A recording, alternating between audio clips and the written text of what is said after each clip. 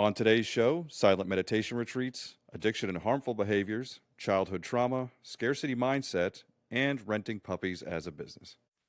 So what the fuck happened, man? Uh, so you know me, I love speed, but when I go into the residential area, especially I was going to apply a car, there's like a nice residential gated area. I was going nice and slow, but have you ever ridden a motorcycle? Yeah. Yeah. So like when it's dry roads, you can lean into the curve a bit better. When it's wet, you go nice and slow. So perfectly dry roads, going around this like 90-degree corner, nice and like slow-ish, right? Like probably going 20 kilometers an hour, 30, something like that. And then out of nowhere, there's a fucking river flowing through the fucking middle of the street. Right? Someone just like left their hose on or something. So I'm going around the corner, leaned, coming around the corner, water, whoop, slip out and on the middle of the road. Like, oh, so my wrist hurts. I got bruising on my palm. I pulled something in my elbow. I got bruises up my ass, up my ass, on my hip.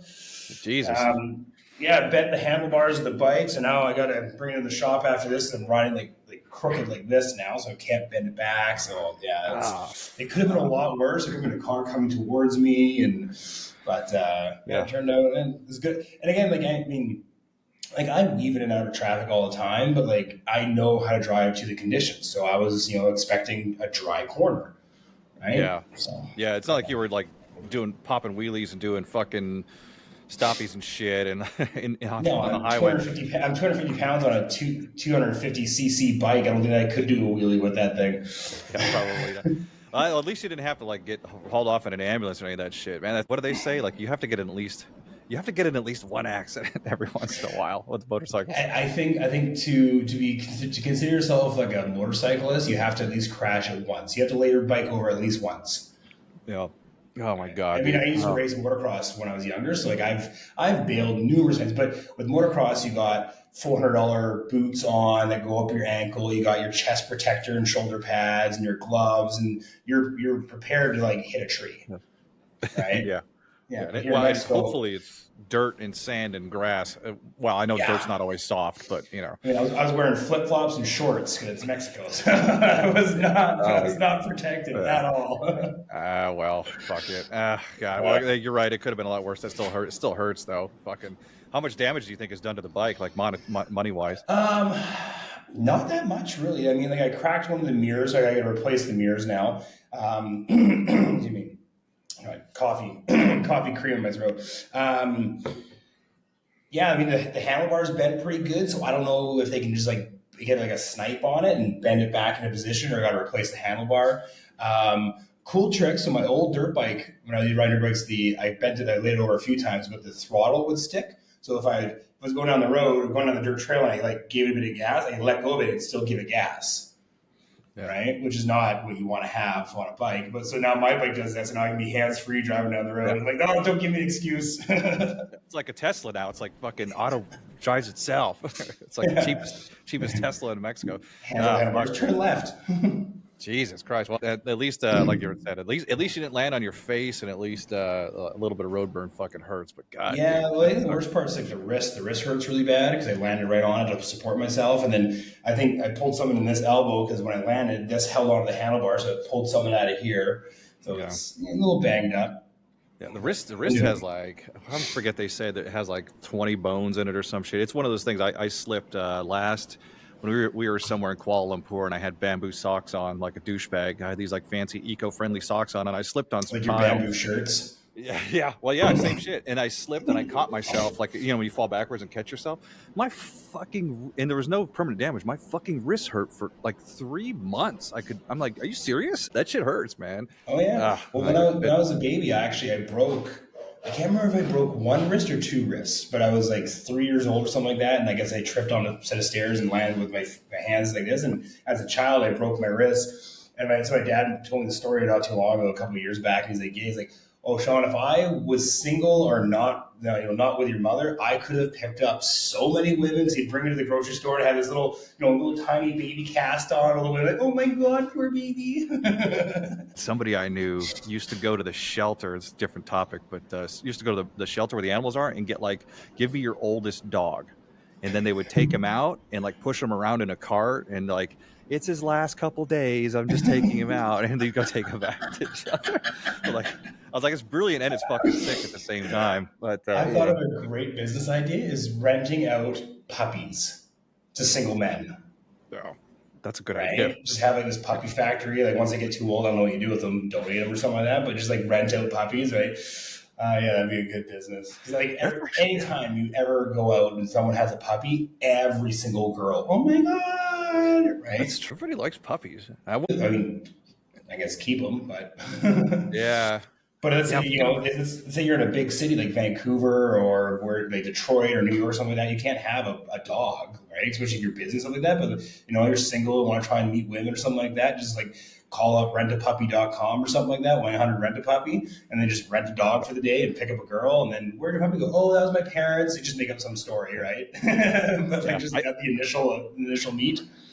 Yeah, it was temporary. I just went through them off the roof. No big deal. It's like you got to have like the puppy and then like the elderly dog. Oh, no. You rent the puppy, meet the girl, and then when she falls for you, then you have this tragic story about how the puppy choked on a bone and died. And you have the sympathy, right? Like, oh my god. Oh my god, this is great. We could also supply like the photo, like the frames and the photos. And I don't know if we could publish this, but we're going to anyway. You could also give them like a little urn with the dog's name on it. Like, yeah, those are his ashes over there, Yeah, some coffee grounds in there. We can do like a day with a photographer where we go to like different parks and he wears different clothing. So he has pictures of him playing with a puppy and like a timeline or something like that. Oh god. Hopefully nobody steals this. If there's any sociopaths out there. It's a really cold idea, but like you could turn that into a very it'd be like that movie Hitch, right? Where he's like the matchmaker. It'd be like that, where it's like kind of frowned upon, but like still like helping guys find love or something like that. So we don't really know what we're doing here. We're just this is technically our first recording. It could be a pilot episode. It may not be. Nobody cares. I think this is a great pilot episode. We're just kind of bouncing shit back and forth. I mean, we could. I mean, how's this? Because we had no preparation for this whatsoever. What would be a topic we would want to talk about? Because we're talking about, we can do a little bit of life shit, a little bit of stuff like that. But what would be a good informational topic we can talk about today for the viewers out there that we have? Yeah, the viewers for the zero followers can't be wrong. But so fucking start from the bottom. Now we're here. Anyway, so this is the Strat Show, whatever that means. We're not really sure ourselves. It's basically going to be, it's short for strategy. It could be short for something else that comes out. It could be short for some weird, venereal disease that they discover a year from now. And then we'll be like, hey, we got the name, we got the .com, so. Patient zero.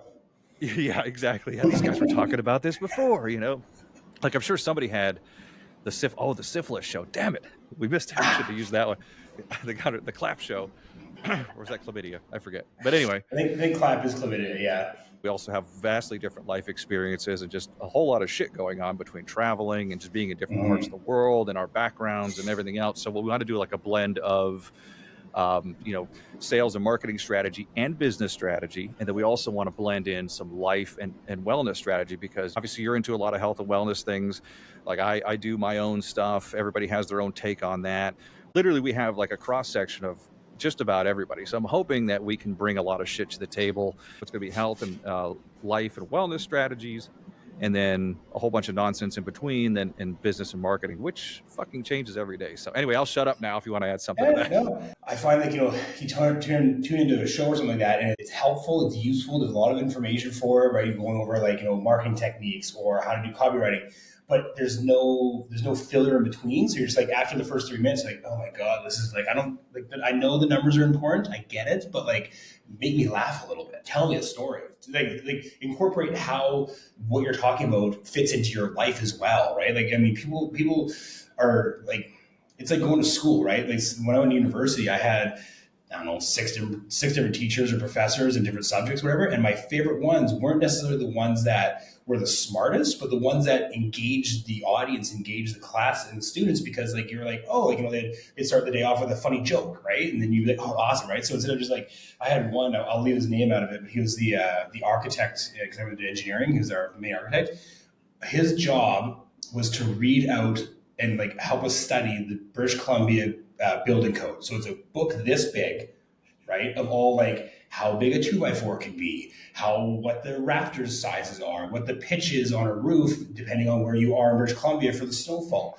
It's already a fucking boring class. Like you can't make reading code of buildings any more exciting, right? Well, you can, but like you go in, okay, so today we're gonna be going over the elevation that's required for drainage under the build. It's like, Jesus. Oh my God, man. Oh God. I mean, it's hurting me just hearing about 10 seconds of it. So so there, but again, the information he was teaching was very important, right? So same thing with a lot of these shows that are out there. The information they're doing is very important. But if you're just reading out the facts and the numbers, no one's gonna listen, right? And the ones that do listen, very small percentage, you're gonna lose the audience, you're gonna lose the students, you're gonna lose the clientele because they're bored, right? So like talking about some funny shit that we did and how like you know me for a while now, but like I got stories of me traveling across the United States and Mexico in a motorhome, crazy ways how I've met different clients, like going into fucking black SUVs in a Tulum party, like just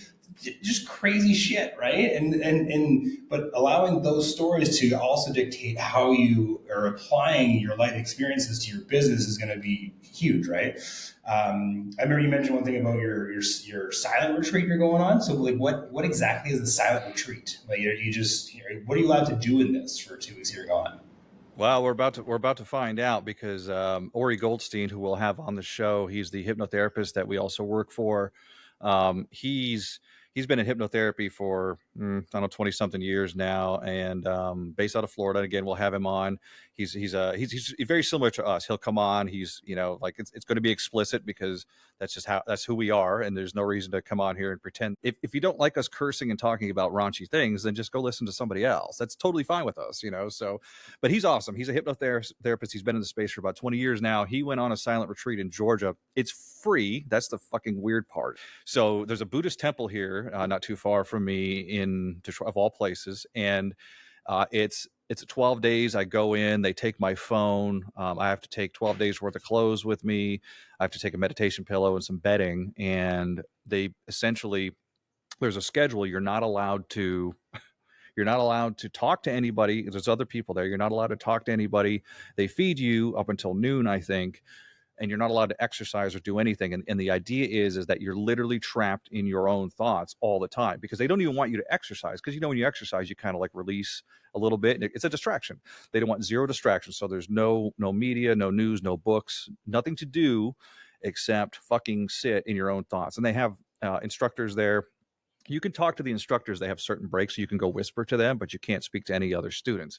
But it's like dormitory living. I think they're like, which is not, I mean, obviously I was in the military a long time ago. It's not like I have a hard time living in a small group of people, but it's going to be strange because one doesn't really know all the shit that's in here, pointing to my head for people listening to this on audio. Nobody knows what kind of shit's up here until you sit. And Ori, the guy I mentioned, the hypnotherapist, he has been in the mental health field for 25 years now, whatever. He knows how to handle these things because he helps other people through these types of issues. Well, on day 8, and we actually did an episode, I can link it to this one. He and I talked about his experience at the retreat. On day 8, he's like cruising along. He's like, this is great. I'm having a good time. I'm like, because you don't, I'll back up a second because you're with your thoughts all day and you're with your thoughts all night. Because when you go to sleep to dream at night, if you didn't do anything except sit and stare at a tree and think about in your own head all day, when you go to bed at night, what do you dream about? Like there's not all this bullshit. So he said nighttime was like just as bad because you're just like, fuck, because your thoughts from the daytime are also coming in at night because like today I'm going to see a million things. We're going to do this. I'm going to be on my phone all fucking day like an idiot. You know what I mean? I'm going to have all these things I can dream about. But when you don't, so he said that was super weird. So like day 8 or 9, he's cruising right along. He's like, this is great. I could do this forever. And then all of a sudden he was sitting on his, and I won't tell the whole story because I'll link to the other show, but he was sitting on his little meditation mat middle of the day. He started to feel like he was drowning, and he's a hypnotherapist and a therapist. He's licensed. So he was like trying to talk himself out of it. And he was like, I feel like I'm drowning. He's like, I can't fight it. He's like, I'm going to scream or pass out in front of these people. Like his throat was closing, and he was telling me the story, and he's like, I know better. I'm a professional, and I can't make this stop. And it wouldn't stop. And some memory came back to him that he that he hadn't remembered until then, of when he was like 4 years old and his mother had somebody come over to the house. He's from South Africa. Somebody come over to the house, and like sometimes when babies are little, they throw them in the pool to teach them how to get out of the pool, like drown proofing. So he had his mom paid somebody to do that to him when he was little. So it was perfectly normal back then. He's 45, so they perfectly normal back in those days. Like go throw your kid in the pool, make sure he can get out. He didn't remember any of that until he sat with himself for like 9, and then he kept the next day. He's like, I'm drowning. He's like, I'm drowning. He's like, this is fucking bullshit. Like how do I stop this? And then finally on the 10th night, I believe he went to sleep.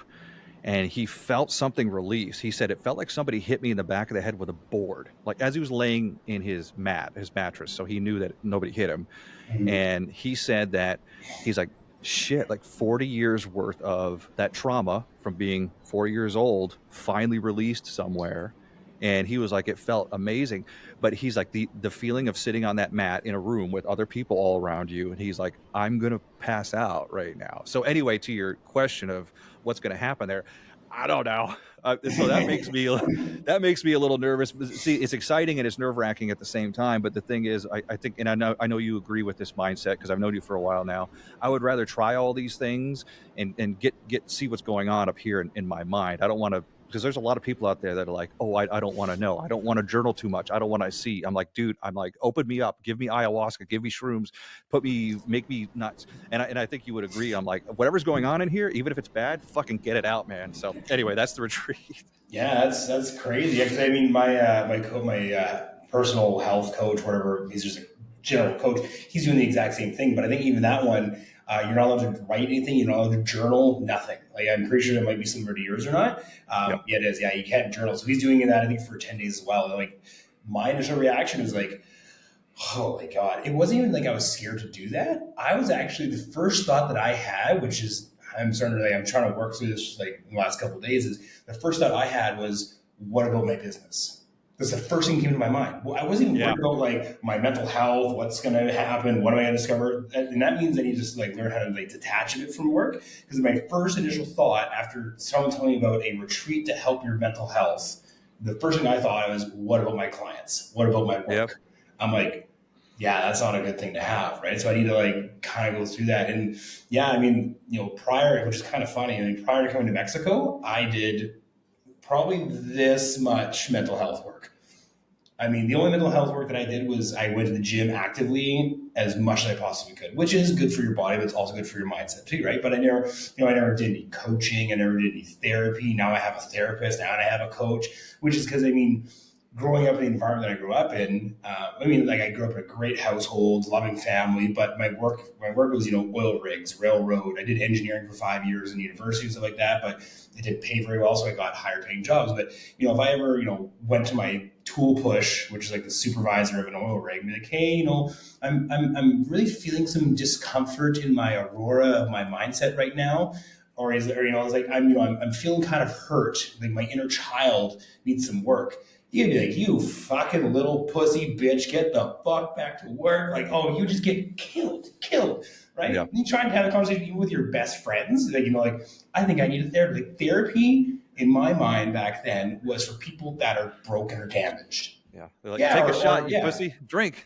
Yeah, drink. Go do some drugs, right? Get over it, right? So like, I had this stigma towards like, I don't need a therapist. I'm fine. I'm great. Like, and then even, I never processed negative emotions. I never cried. I cried maybe like 5 times in my life. A couple breakups, when my dog died, and I cried for 30 seconds when my mom died. That's about it, right? And I thought like I'm like, oh, I don't need any help. I don't even cry. Like, I don't even get sad. This is perfect. This is great. Yeah. Like, why do I want to be blubber on the bed for 4 days? Like, I'm doing fine. And I realized I'm like, oh no, that's not okay. Right? Like, I need to process stuff. Yeah, it's in there somewhere. The body keeps the score. I know that's the name of a book, and it's kind of cliche, but it's true. Something could happen to you when you're 2 years old. You don't even remember, and it's trapped in here somewhere. And I don't mean that like a woo way, but I mean like it does. Like there's tension and trauma trapped in our fucking minds. So you didn't even cry when you fell off the motorcycle, huh? No, I just got right back up, fucking rebent the handlebar as best I could, dusted, brushed off the blood on my leg, and got back on, started, and drove to my girlfriend's house. Yeah. And then I got in there, I was like, I need help. Yeah. Fix me, please. Well, that's the But thing. Like yeah. usually, right after an accident, you get that adrenaline rush, or even if it's a light one, and then because your body takes over, and then it's like a few hours later where you're like, oh fuck, everything starts to hurt. Oh yeah, like I Yeah. woke like today, like yesterday morning was I did that 2 days ago. So yesterday was all right, a little sore, but like now like my hip hurts. Like I got like bruising on the top of my knee. I'm like, how did I get a bruise on this side of the knee? I fell on this side. Like my wrist is like in pain. I'm like, oh God. Yeah. I'm not saying I'm old, but like I remember when I used to like crash my motorcycle into a tree. I like hit the tree right in the chest, like get knocked off my bike. I'd be like, oh, let's go again. And then the next day I'm back riding again. Like I'm just invincible when you're younger. Right? Yeah, Now that I'm getting older, kids are stupid, man. They'll hop right up. And now, like if I fall down, which isn't often, but if I fall now, I just lay there for a second and like start taking inventory. Like, can I wiggle my toes? Can I feel my hand? Instead of, because before you just jump up and keep going. But yeah, no, I fuck, man. Like it's in terms of like careers and upbringing. You know, both came from great homes, great whatever, like middle class. Like we were okay. We weren't rich, but we were okay. And you know, I was in the military, then law enforcement for a while. So the same culture where it's like, hey, man, like. I'm feeling a little down today. They would be like, what's wrong with you? So you can bring that kind of stuff up. And it in one way, I'm kind of like, I'm glad that we're in tune with it now. If I'm like, I don't know if therapy's for me, or I don't know if journaling's for me, or you name it, any one of those mental health things that are popular these days and been around for a while, even, I don't know if that's for me. I'm like, well, just fucking do it one time. And if you hate it, you hate it. Like, cause what happens if you try it and you just feel a million times better? Like, and then 20 years from now, like I hate using this cliche, like the best time to plant a tree is 20 years ago and the second best time is today. But it's true. It's like, okay, so I didn't know shit in my 20s. I wish I'd known. I'm 44, but I'm like, I don't want to wait till I'm 64 either. So anyway, to the point of mental health, which we will talk a lot about on the show, is like, it doesn't matter how old you are, doesn't matter where you came from. Like there's so many ways to get help. There's online therapists now that you can go, like Better Health and all that stuff. I think it's what it's called. There's all these apps where, like before you'd be limited to whoever your therapist was in your town, and now the 1-800 suicide hotline if you got too far deep. Yeah, and you don't want to call them because they probably file a police report or something. You know, I mean, I don't want to say you don't want to call them for, you know, call them if you need to. But but now you can go on. It's like dating, online dating. You go on and you're like, oh, I don't like this therapist. Then you could go through 10 therapists before you finally find the one that you really like, and there's no excuse for that. So anyway, we're not saying everybody needs therapy, but you know. Well, my biggest, like, for those that are listening that are wondering if they need to have therapy or not, the best way I can describe it is, why do I need a therapist? If I can get advice from my friends or my family or something like that, when you have a therapist, they're giving you 100% unbiased opinions, advice, or thoughts. Because what happens, what I've noticed is, like, let's say I was having relationship problems with a girlfriend of mine, like back in the past. Well, I would ask my friend, bring it up to my friend, talk about, what's going on. Even if they aren't consciously trying to sabotage my relationship, they have invested interest in me. So they're going to give me advice that's going to benefit our relationship, and therefore might not be the best advice. Like, or they're going to give you advice based on their trauma. It's like, oh yeah, she didn't text you last night. She's definitely cheating on you. She's definitely cheating on you, right? Because they have trauma themselves based on whatever scenario that might be. But when you actually hire a therapist, they don't know your friends. They don't know your girlfriend. They have no idea what's going on with your life. So if you bring them up a scenario or a topic or a conversation, they're just going to give you their educated and best opinion. They don't even give you advice. They actually just ask you questions for you to figure it out yourself. Right? It's because I noticed that I had asked, some of my guys, like my guy friends questions, stuff like that, and they just got out of relationships. So everything, even if they didn't say break up with your girlfriend or, leave her, or like you should put up with that shit, intentionally, they would just, their internal clock and what they were talking about, what's going on in their lives, they wanted to make sure that they got more time with me, that our friendship grew better. So if they knew that, hey, if I tell him to break up with his girl or quit that job, I'll see more of Sean. Right? So I think that's why I don't take advice from friends. I'll take advice from, financial advice and like what I want to do and, should we go to the gym? And there's some advice you do, but when it dictates like personal outcomes, like with your relationships with your friends or family, therapists are the best way to do it because it's all unbiased. All unbiased. Yeah, they have no invested interest. That's a super good point. It's all objective, and you're right. Like, people around you are going to look at things through their lens, even if they don't mean to. It's like we can't help it. Like, it's just our mind. Because every time somebody brings a problem to me, and it could be about anything, or not even a problem, or comment, my brain automatically goes back to like, when did that happen to me, and what did I do? Like, even if I'm not trying to, that's what our brains fucking do, man. It's fucking crazy. But yeah, no, I can't underscore enough. Like, this went from talking about whatever to now we're talking about therapy, mental health. But again, this is going to be one of our main themes. I can't underscore, like, just try everything one time, man. Just there's so many powerful things out there. Like, if you read some deathbed confessionals and everything else, I mean, there's so much crazy shit, man. I will say, try almost everything one time. You probably don't need to try heroin. Yeah. I mean, well, I don't know. I mean, people seem to love it. I don't know. Actually, I remember watching this documentary on this one guy. He was like a Harvard professor or something, or Yale or something like that, and he microdosed.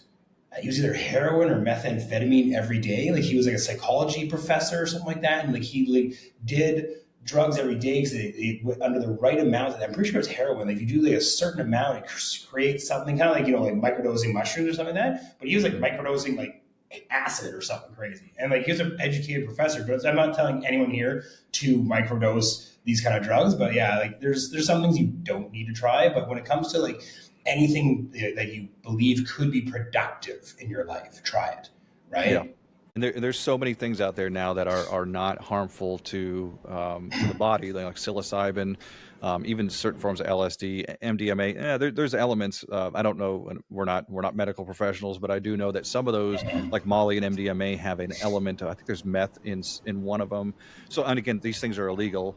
Not so much anymore in the U.S. because now they're experimenting on it finally. But there are plenty of substances out there. And look, even though I've had a tumultuous relationship with alcohol for the last 20 years. I don't know if I told you guys this. I actually do have fatty liver disease, like a little bit. Like, it's not bad, but it's in there. I have to get scanned every year. Actually, Saturday, in 2 days, I have to go in for my annual so they can check it out. So I'm not really. Yeah, I used to drink. Oh, that's funny. Yeah, bye your work. Speaking of drugs and psychedelics, what the hell is that? Yeah, that's funny. There's like my Mac has some setting, and even if I'm on a Zoom or Google Meet, if I do like sometimes a thumbs up, it'll do like a bunch of thumbs. Yeah, like, does this work? No? Yeah, just a bunch of does that work? I used to drink every single day, and it was no problem. When I say it was no problem, I went to work, like, I didn't think anything of it. It was doing damage over time. So anyway, where I'm going with this is, and you've been around me enough, I drink occasionally, or or too much sometimes, but we've had drinks together, of course. Yeah. But that was not like normal me years ago would have been like rack up 6 shots, and it would have been like you would have been carrying me out of places, which is no fun for anybody. But but the point I'm getting at is that even though alcohol technically is a poison, and we won't get into all that, like whatever, it also, for some people, it's like a social lubricant. It makes people feel a little bit better. So like, my advice to anybody who's even struggling with that, like I was, if you have a problem, you have a problem. But also, like, I don't demonize it either, because like, if I want to go have a drink or two, I go do it, and I hurt the next day, and I know it's not good for my body. But I'm not like, oh, you failed, kind of thing, because sometimes it's just nice to go sit around a bar and bullshit, So, dude, there's so many things out there. Everybody's got to pave their own way, That's the big thing is what you said there. You don't demonize it, and that's the best advice you probably give for someone that's struggling with addiction, because as soon as you start to demonize it, that's when you have guilt and shame and regret, and it brings you down the spiral, and you start feeling bad about yourself. And what do? You go back to that coping mechanism, right? Yep. So admitting, like, hey, yeah, I know this isn't good for me. I know I should probably seek help, but I'm going to have a drink today. Right? I'm not advocating people, if you have a drug addiction or an alcohol addiction, to like keep supplementing it and keep going, like, encouraging that addiction, but try not to demonize it. As soon as you demonize it, it's going to eat away at you. It's like, oh, I really wanted to quit smoking today, and like, God damn it, I'm such a fucking failure, I'm a loser, I smoked again today. And then you go into this like self-pity spiral, and then what do? You go back to drinking again, right? So don't demonize it. Admitting that you have a problem is the first step. Really is. Yep. But as soon as you demonize it, it's gonna just fucking eat you up. It's the way Ori, and again, Ori is, the guy that I do the other show with. I'm the producer over there. But he's also technically my therapist, because he's a hypnotherapist, but he's clinical. He's like, he can help me through things. So we talk about my issues. That's part of the reason I'm on the show. He's like, man, there's so much content here. So we talk about my There's issues. so many issues. Yeah, he's like, this is great. We got a year's worth of shit. He's like, are you sure? Like, you have any sexual thoughts against barnyard animals? I'm like, whoa, dude, like, where's this going? No, that didn't come up. But we do talk about alcoholism a lot, and the way he frames it, and I like it, is he's like, instead of saying, because there's days where I really want to drink, and I do it, but instead of saying, oh, I have to drink, or I have to have that cigarette, or I have to order that full fucking pizza and eat it myself, instead of saying that, he said, you choose to. Like, I'm at this bar because I chose to have a drink. I didn't need it, but I'm like, I want to have a beer. And that is as simple as that sounds. I'm like, I'll go sit at a bar, like maybe this weekend, and have a couple of beers, and I'm like, I wanted this. It's not because I couldn't control my anxiety or whatever. It's because I chose to have a beer. And then you're like, okay, I'm good, but you're right about that spiral, and that goes for anything. It goes for alcohol. It goes for cigarettes. It goes for eating, because people will do that same shit. They'll have one cigarette, and they're like, well, I fucking ruined my streak, now I gotta fucking smoke every day again. Or they'll have a really shitty diet in the morning, and they'll be like, well, I ate shitty this morning, so I have to eat shitty for the rest of the day. And it sucks, because and again, I know we're talking about this now, we still both do it. You know what I mean? It's like hard. It's like a mental battle, right? No, yeah. It's like, all right, or you ruined the diet today. Better just fucking go off the deep end, right? I'll start again tomorrow. So yeah, it's a never ending spiral, and I learned that when I started getting coaching and therapy, right? Because old me would have been like, oh, bad, Sean, right? Fucking punishing myself for a habit or an addiction or something that I can't control because I don't have the help to, and I'm punishing myself, right? And I'm wondering why I'm not seeking help, right? Because then you're ashamed, you're embarrassed, you feel bad. It's funny how. I mean, the next piece of advice was when I talked about, where I used to work from as well is, once you got to take yourself out of certain environments that aren't serving you anymore, right? And I didn't realize that, right? I mean, like, I had to legitimately leave my home country, travel down in an RV, come to Mexico, and then all of a sudden I find mental health and prosperity and things are growing. And like, I used to go to Mexico to get fucked up. Right? And now when I go home, I went home to Canada last year, all I did was drink when I went home. And I'm like, oh, I can't wait to get back to Mexico and get sober again. Like, what? Yeah. like Mexico, my sober haven, right? Yeah. But it literally took me leaving my country and like going to a new place to like be surrounded by people that are like-minded. Not even like-minded, but are like, we weren't like-minded because I was not in the right mindset, right? But being around different mindset people where they're focused on, like sound healing and meditation and breath work and ice baths and yoga and inner child healing and therapy and development. Because I mean, you talk to anyone down here, it's like, yeah, I just got a coach. Like, oh my God, I love my coach, right? Or it's like, oh yeah, I'm doing a meditation retreat. Oh, it's fucking amazing. I love yoga. It's hard for me, at least where I grew up, it's hard to find anyone that does that. And if you do, it's at like Orange Theory where it's $97 a fucking drop in, right? And it's all a bunch of people like, all right, today we're gonna do some infrared therapy, $100, right? Here's free classes everywhere, right? I was just thinking as you're talking, because again, I'm up north also. You're obviously from Canada, from the U.S., and I'm up in the Detroit, the Michigan area. And there's a big city here, but it is funny, like, because I lived in Lauderdale for a long time. It's a very similar place to Playa del Carmen, where you and I met, and I was down there for the winter.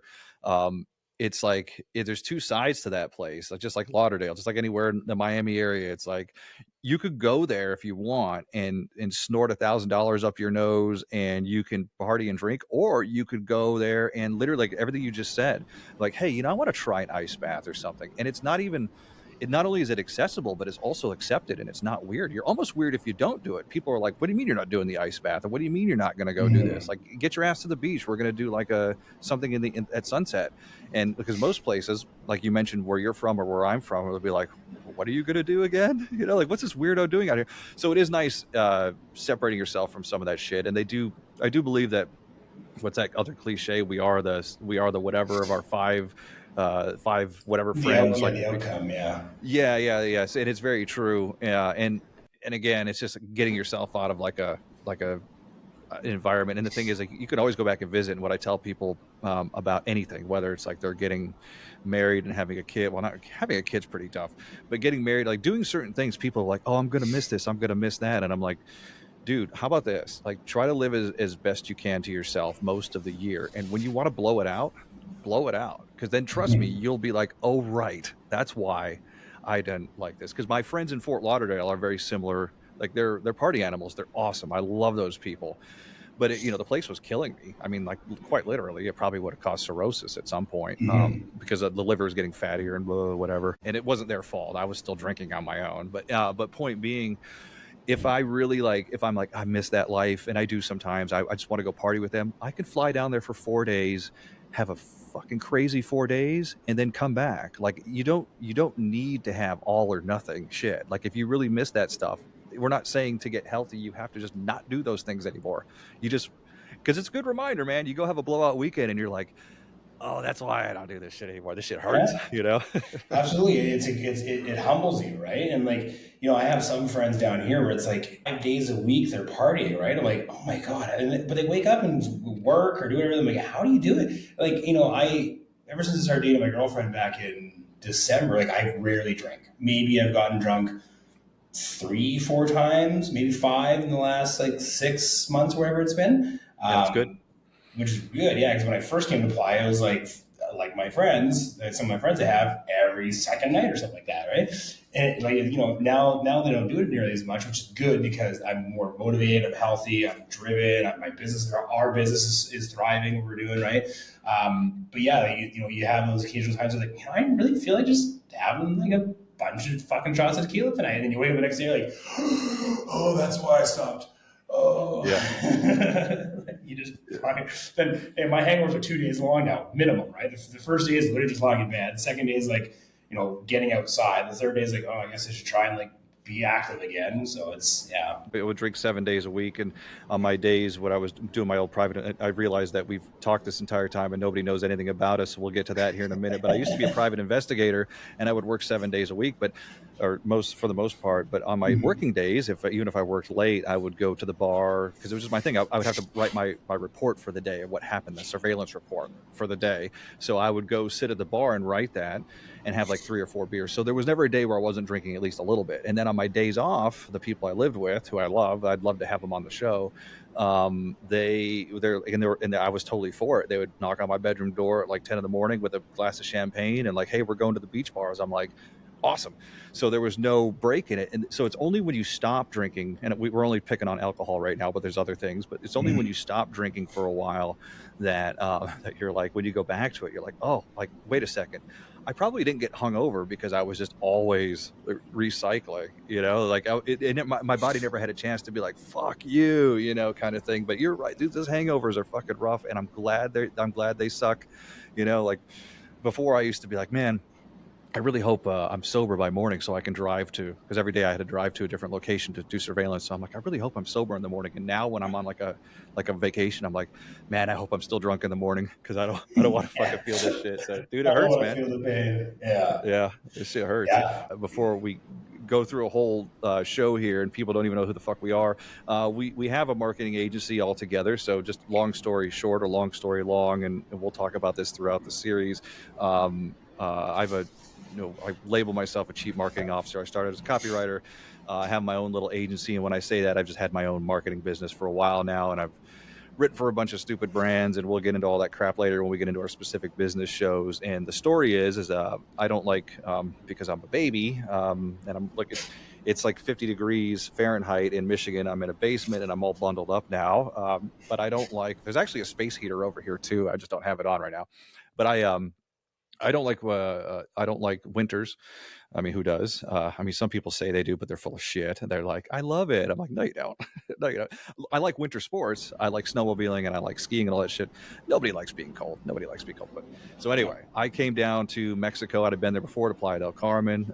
We had this famous coffee shop down there that will be the focal point of an episode, I'm sure. It's where I met you. And obviously through you, I met a ton of people down there. And Sean, you're a web developer. You've been doing it for a really long time now, and we kind of all linked up our little group of people, and everybody will be on the show at different times, but we all have a different skill set. We've got email marketing experts, we've got branding and strategy experts, we've got I know I'm going to miss a few here, but we just have people. We have in our group of friends in our circle, we have enough people to form an agency, but we try to avoid that terminology because we're not really agency type people. But essentially, that's what we have now. We're just a bunch of people working together. I guess that's what it's called, a bunch of people working together doing marketing functions. So anyway, long story short, I came down to Mexico. I met you at the coffee shop, and then you were doing web development. You still are, and I'm like, I need that. And the next thing you know, here we are recording this shit 6 months later. So anyway, I'll let you give your quick little backstory there before we come. Yeah. I mean, I would say we're a conglomerate or a collective. Yeah, I like that. Yeah. Right. Yeah. Because I mean, the thing with agencies is like they have set prices of like it's $10,000 a month retainer because they have so much overhead. They have so many staff members they have to pay.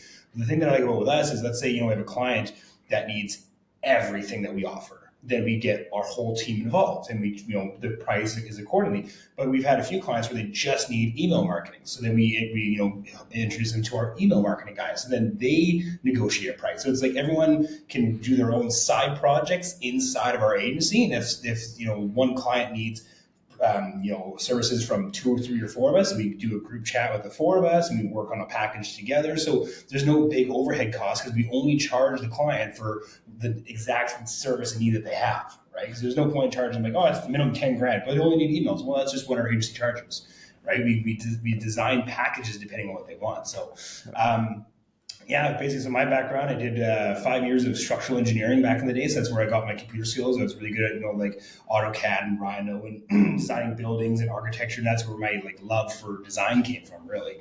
And then I worked in an office in Calgary, Alberta as a structural technologist there. Excuse me. And I fucking hated it. I just hated being in a cubicle with a screen, looking outside. It's sunny and nice. And So I, got a job on the railroad, the oil rigs, as this forest firefighter, heavy equipment operator, gold miner. What else did I do? I was a site superintendent, civil construction foreman, signal maintainer for the railway.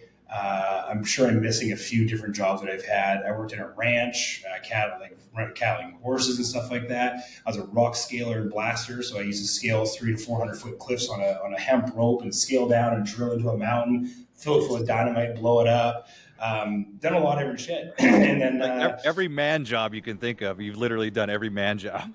Yeah, actually, I met this guy named Matt. He's an angel investor, and he actually ended up meeting my girlfriend last weekend or something like that, and I wasn't there. And so they kind of, Sean the Gammon's girlfriend, and this Matt guy's like, yeah, your boyfriend has lived many lives. Right? But yeah, but I did a few, I did some affiliate marketing and high ticket sales where I built funnels and web pages and landing pages for these other companies for my team and my niche, what I had. And then that's kind of where I got into the online space, and I've been doing it for about 5 years now. And then, during COVID, I wanted to get the fuck out of Canada because I saw the crazy tiring that was going on. It's still going on up there, which we'll get into politics in another episode, right? But absolutely, we will. That could be a month's episode. We just talk about the shit that's going on in the world. But yeah, so then I had to wait for a couple life events to transpire, and we'll get into that in another episode with my mother and whatnot. And then left Canada and just started doing e-commerce and drop shipping, and then got back into web development, started freelancing, and actually when we met, it was because of. Oh, that's right. Yeah. Yeah. Ooh, we should get this show is not sponsored by Asus, but it should be. Yeah, we should be. Asus. We should contact them. Yeah. Yeah, I had an extra you're screen on me. Using the screen. I saw you a few days in there. I'm like, where'd you get that? And you ended up selling me your screen. Then you told me you're starting up your conglomerate, but you're looking for a web designer. And we started working, and the next thing you know, you said 6 months later, here we are doing a podcast together, right? Yeah. No, absolutely. And it's crazy how that works. But again, this is for anybody who's listening or watching. It's important to put yourself out there. We'll have shows about, the human lead magnet, as we like to call Sean. We'll have some shows about that and just getting clients and client acquisition, whether you work online or, you're in one particular place. And, you know, you may be online, but you don't have like a big community around you.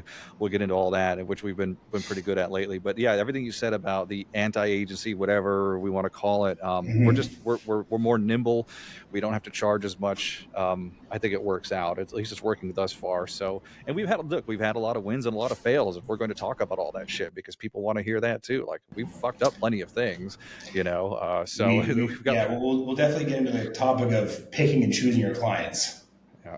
Yeah. We'll get into that. We'll get into that topic. Yeah. Yeah, there's lots to talk about there.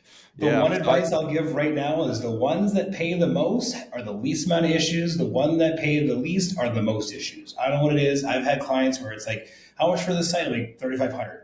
Done. It's payment send. I'm like, all right. And I bill it. I'm like, do you want any revisions? No, it's amazing. We love it. And the ones that like nickel and dime everything, it's like, well, I want this and I want that. And I need this and I need that. And this isn't right. It's like, why? It's 100%. And I don't know what it is either, but that's been my experience. It's every fucking time. And you know right away if you give somebody a proposal and you know your proposal's reasonable, and if they're like, well, can you give me a break? That should be your like, leave the room or shut your computer immediately and get the fuck out of there. But of course, because we're all like scarcity mindset, and no matter how much we know better, we're like, oh my God, you know, because the thing is, as a online entrepreneur or whatever, you kind of like, or just any entrepreneur, like your next paycheck's not guaranteed. So we're always like, you know, we have to like lock in the deal. So we all fall for it, man. We all do every time. Well, and the worst part too is you fall for it because, again, the scarcity mindset that we're all working on, right? And then because you do that, you're now, instead of like a normal client that has zero issues, or not zero, but, you know, very minimal issues, those clients run smoothly. But the ones that always nickel and dime cause you so much issues, now you're using so much of your brain capacity, so much of your thoughts, so much of your time you're not getting fucking paid for to deal with the issue, the bullshit, the drama. They're now not able to accept more projects. You're not looking for anything new. So you actually miss opportunities to get the ideal client you've been waiting for. Right. And it just, it's just like, again, the spiral effect of, you know, downfall of some things. And it's crazy. And actually talking about what you said, the human lead magnet. So for any of those out there, so we'll do this in another episode, talking about like how to approach people as well. But there's actually a really good book that I bought a long time ago. Actually, she was a guest speaker at an event that I went to in Toronto. I forget, it's not Rhonda Byrne. I forget. Olivia something. Anyways, it's called Charisma. Now we got to come up with it, because what's the book called? Sorry. The Charisma Myth. Let me look it up while you're, let me just make sure. So it's called the Charisma Myth. And so basically it debunks the myth that some people are born charismatic or not charismatic. So basically charisma, or being charismatic, is a skill that you can develop and learn, right? So this book teaches you how to approach people, how to talk, how to have conversations, how to use the skills that you have. Whether you're introverted or extroverted, you can use the skills in this book to learn how to approach people and talk. Like I said, with Justin, with the screen, we actually hired a girl to do some mock-ups for an email marketing company, or for our email marketing company that's doing emails for a THC company. I saw her just doodling, right? And I was like, and it literally, the day before, we were talking about how we need to grab a designer. So I just like walked up to her, hey, excuse me, are you by chance like an artist or graphic designer? Yeah, well, oh, we have a project. Boom, working relationship, right? Like it's all about learning how to be charismatic and how to approach people, even if you're, again, introvert or extrovert. So did you find the book on there? I did. It's Olivia Fox Cabane. It looks like her name is Cabane. Yes. Yeah, no, very, very, very true. And like you mentioned, like just making that small connection, like walking up to somebody and starting a bullshit conversation. That actually, her designs that she helped us with, and hopefully we can have her on at some point. She's a graphic designer, but she's also like a full, I forget, I don't want to get it wrong, but I know she does like full branding, and she's done illustrations for children's books, I believe.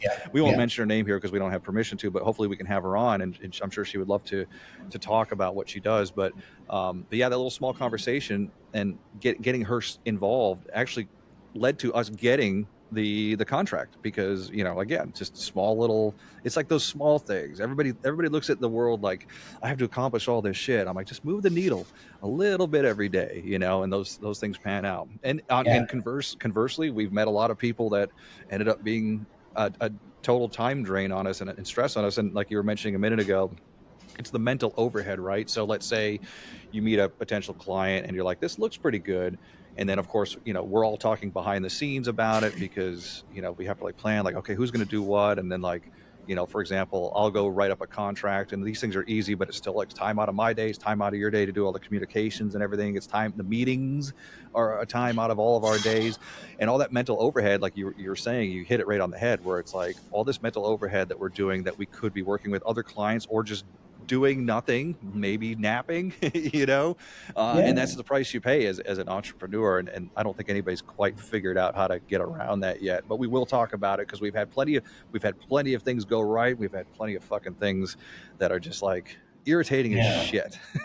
Well, I think the biggest one, not even just like the mental overhead, I would say it was the negative mental overhead, right? When you Right. have those clients at nickel and dime and they're causing you problems and headaches and stress. So now your mindset's in like, oh God, bullshit, right? And I come home to my girlfriend's house and like she's like, "You all right?" I'm like, "Yeah, why?" She's like, "You just have this like look like you're frustrated." I'm like, "I am," right? But then that frustration carries over into the other projects I'm working on, or the next conversation, or my personal life, or my relationships. So it's draining in so many ways. Like, yeah, you got to really pick and choose. But again, we're all guilty for it. We all do it. I mean, I pick and choose jobs. I've had jobs where like not with the actual physical jobs. I've had job interviews where it was like, I shouldn't take this job, and then you take it, and you're like, fuck, right? There's actually one time where I listened to my inner voice, and it was after I quit CN.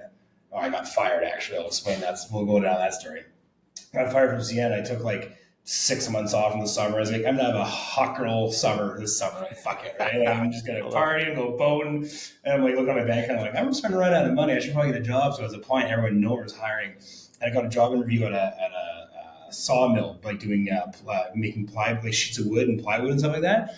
So and it was like 29 an hour back in 2013, 2014. So it was good money back then. Right? That's back when rent was $1,000 for a 2-bedroom, 3-bedroom house, right? Like you could live off fucking $10 an hour. Oh, times have changed. But yeah, so I go in the interview and like they bring me up in the boardroom. The boardroom's like on the second floor. They have a big glass window that overlooks like the factory. And so I'm in there waiting for them to come in. I'm looking down. I'm just seeing these guys like sheets of wood. Mm-hmm. And so the person walks in, I'm like, "Is this what they do all day?" She's like, "Yep, a good 12-hour shift." I'm like, "No," I just walked out. I was like, "No, I'm not doing that." Yeah, you need to. They need to like. They have this thing, and I don't know if you've heard of the Kennedy Center. It's this thing in D.C. It's obviously named after John Kennedy, the president that was killed. But they give out lifetime awards. They need to have like what we call in the U.S. blue collar. You need to have like do they call it the trades in Canada? I don't know. But you need to get like the blue collar lifetime award for every fucking blue collar like man job. You know, what I mean? Like you fucking checked all of that. I love it. But Oh, yeah, I've done so many jobs. I remember, I think, yeah, one of the jobs I had that was probably the hardest would be like the rock scaling and blasting one.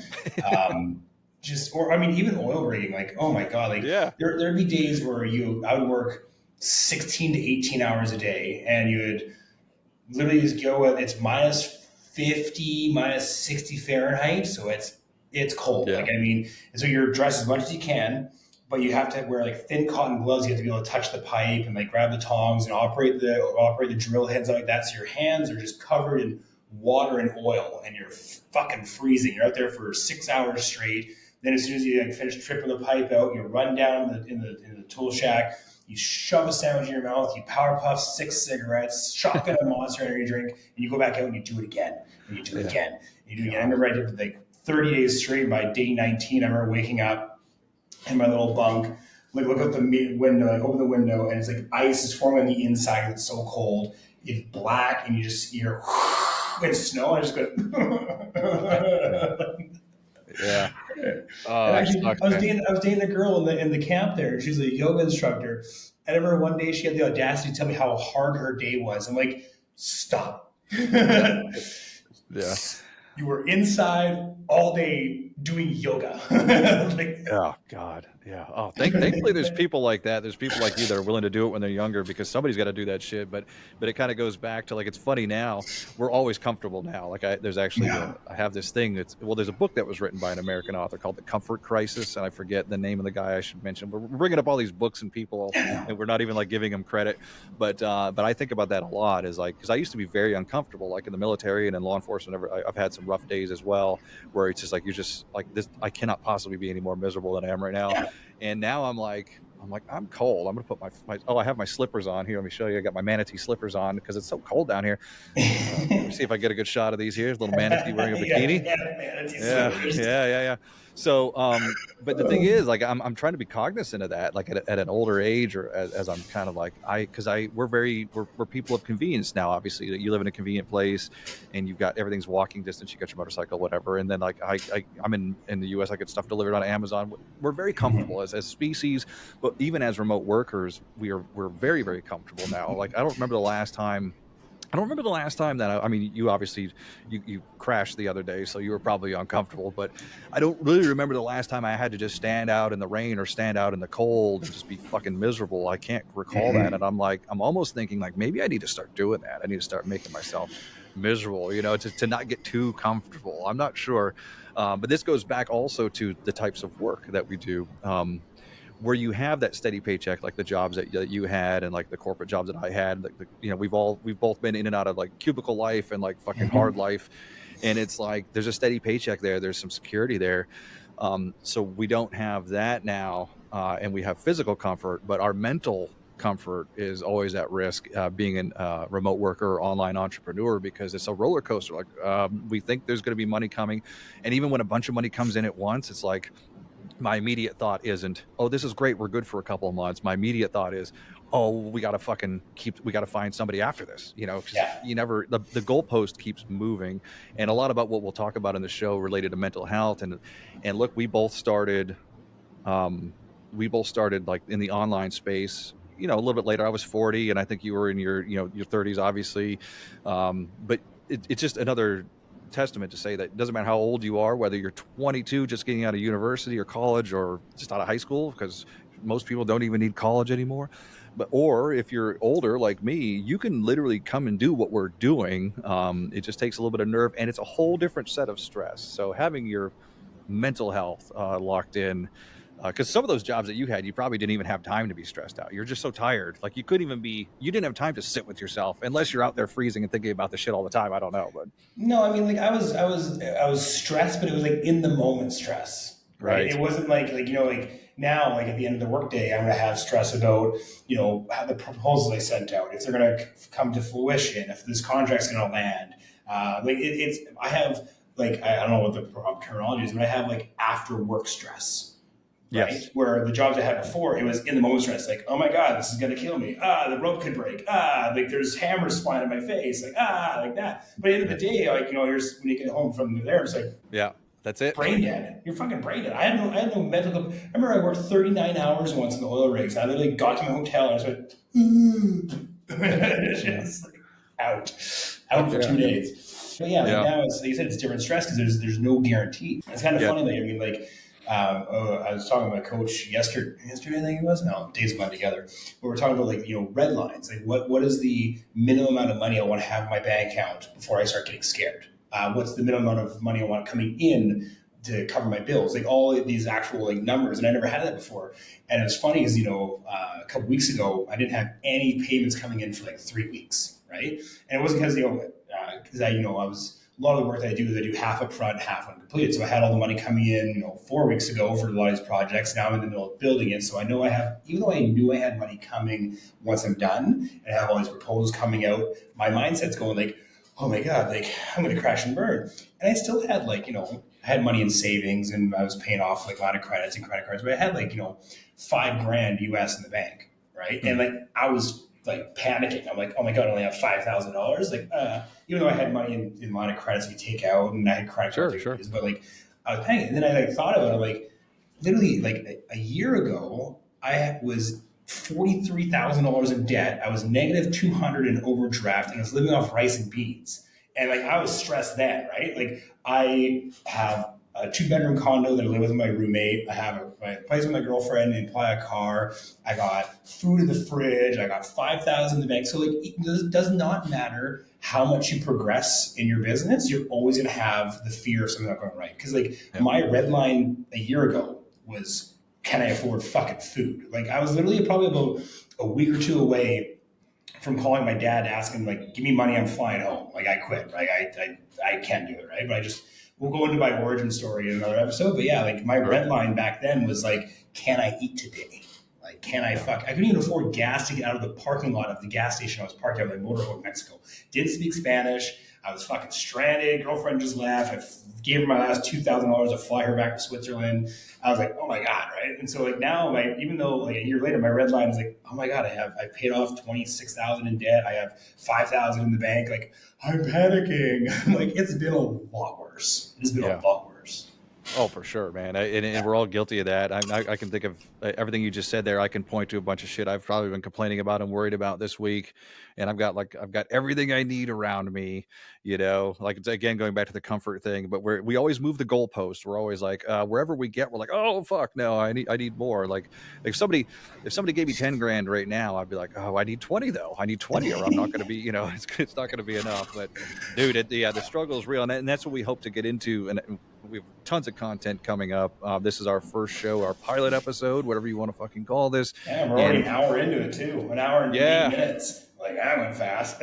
Yeah. Well, for anybody who's hung around this long and hasn't either filed a complaint or tried to get us canceled yet or anything else, we'll definitely be coming up with different formats, and we'll try to categorize these so it's easy for the listeners and the watchers to pick and choose what types of shows they want to listen to and different topics. But we will try to keep as best we can the business and the mental health stuff separate. But again, these things all kind of tie together. So we can't make any promises on formatting. We can't, we're always going to be vulgar because we're going to be ourselves. We're not here to put on a show for cameras, because I have, been in places, we've been in meetings, we've been in shows and on shows that I produce where I have to watch my mouth because they're for whatever. And that's not what this fucking show is for. So no, I mean, that's probably good for our first episode. This is definitely a good intro for people to learn about who we are, our style, if they like our methodology, our conversations. And yeah, I mean, again, this is the pilot episode to see what it's like. And usually most pilot episodes are like the 20 minutes ones, and then they go into like the 45-minute one on Netflix or whatever. We're doing the opposite. We're doing an hour and 10 minutes, which is it went by so quick. But yeah, I'm excited to see what kind of format we have. The Strat Show is going to be encompassing so many different areas. We have so many people even in our direct affiliation or organization or conglomerate that we have. Cartel. It's our cartel. Yeah, it's our cartel. Probably shouldn't say that, but yeah, it's our cartel. Oh, I know. I remember I'm a part of the Mexican cartel now, right? Oh, that's right. Yeah, that's a good story too. Yeah, but like Sean, but as Sean was saying, we've got all these people in our group that we'll have on, so it won't just be most of the time it'll be me and Sean. I'm Lee Payton for anybody who's listening to this. Sean Lyons. For most of the time, it'll be the two of us on here. We'll be the main host, and like you mentioned, all the people in our group that we talked about earlier. So you'll hear from branding experts, email experts, and all marketing functions and entrepreneurship. So we're not just a marketing show. We're not just a health and wellness show. We're also going to have on just anything online entrepreneurship, and people have the ability to leave us comments. We will read all of those. So try to be kind about my hairline and my orange face and all that other shit. So we will answer questions, and we will have different types of people on, all different backgrounds, and remote workers, some that aren't working remote, people that trying to do that. We want to bring as much to the table as we can and get to the bottom of everybody's shit. So